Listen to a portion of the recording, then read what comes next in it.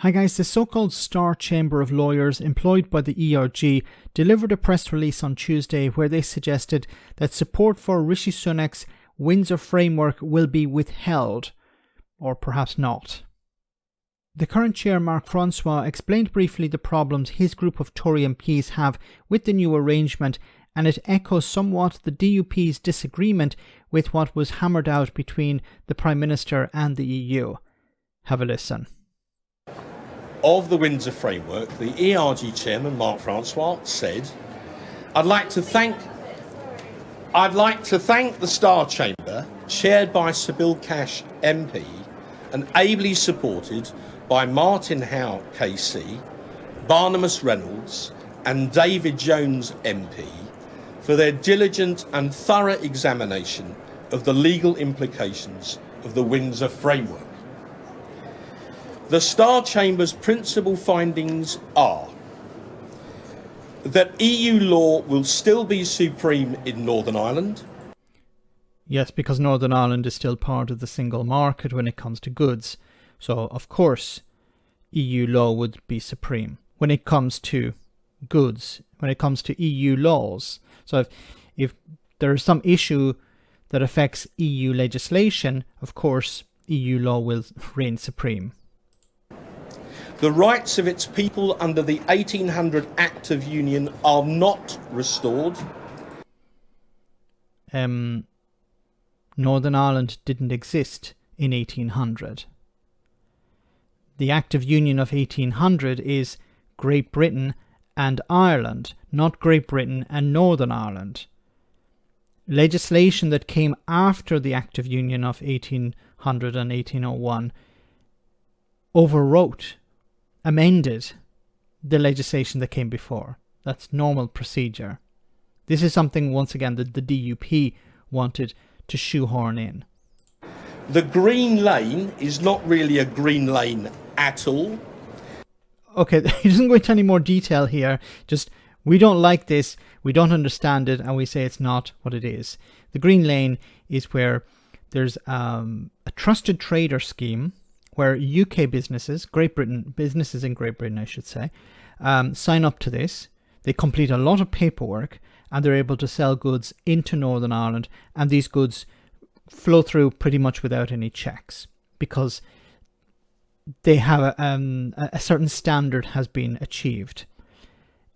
That's what the Green Lane is there for, and that's what it will do. Now, I'm not sure what his problem with the Green Lane is. He doesn't go into any detail. The Stormont Brake is practically useless. And the Stormont Brake, of course, and we've mentioned this before. How does it work? 30 members of the Northern Ireland Assembly, if they have a problem with new EU legislation, doesn't apply to existing EU legislation, but if there's some new legislation that comes in and 30 members of the Northern Ireland Assembly have a problem with it, they can pull the brake. Now, it's not immediate. What happens next, it seems, is someone within the British government, probably the Northern Ireland Secretary of State, they will assess whether this problem is justified. If they believe it is a serious problem and warrants further steps, then it goes to the Joint Committee. The Joint Committee is made up of representatives from the European Union, the European Commission, and the UK government. And then at that stage, if the UK government still believes it's warranted, they can veto, it seems, they can veto the action. I may be wrong on that, but it seems to be the case. They can veto it. Now, this will be the UK vetoing laws, EU laws, which would trigger probably a trade war. So I don't see the UK government vetoing a decision made by the Joint Committee. Probably likely the Joint Committee said there isn't really a concern here, send it back.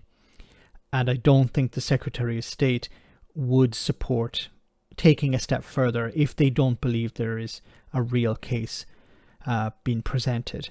And this is to stop the likes of the DUP pulling the brake every day, because they would say, oh, we don't like this, pull the brake. We don't like that, pull the brake. It's to stop that from taking place.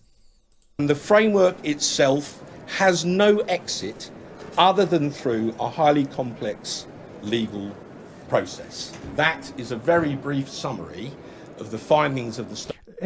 There isn't an exit for the Windsor Framework, because the Windsor Framework is basically the Northern Ireland Protocol. The protocol is part of the withdrawal agreement. So to exit the protocol, you would need to renegotiate the withdrawal agreement. And the withdrawal agreement is part of UK law at the moment. So that would have to be, you'd have to create new legislation within the House of Commons. You'd have to have debates. You'd have to pass it through committees and everything. And it would have to be ratified also on the European side. But neither party want to do that. Style Chamber.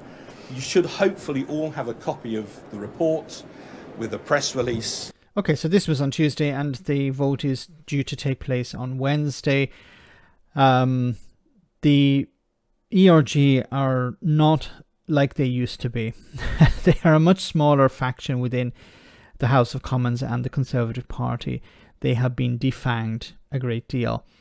It's likely that when the vote does actually take place, Rishi Sunak will win it. He has support of the opposition. The Labour Party have said that they will back him on this vote, and you may see a few abstentions, a few Tory MPs rebelling. Mark Francois, maybe one of them. Bill Cash being another. Peter Bone another. So you will see a few voices of dissent, but they will be few and far between. And some commentators are talking about maybe less than 10. Could be 5 or 6, but we'll have to wait and see. So going forward, Rishi Sunak's Windsor Framework is going to be implemented, but the vote is actually on the Stormont Brake. The Stormont Brake is really just window dressing. It's a bone to be thrown to the DUP to convince them to get back into the executive. The Stormont Brake cannot be pulled unless there's an executive. So if the DUP want to pull the brake, they actually have to get back into government with Sinn Féin. That's a requirement. Let's see how things pan out. Let me know in the comment section, guys, what you think. As always, your comments are greatly appreciated. Thanks a lot.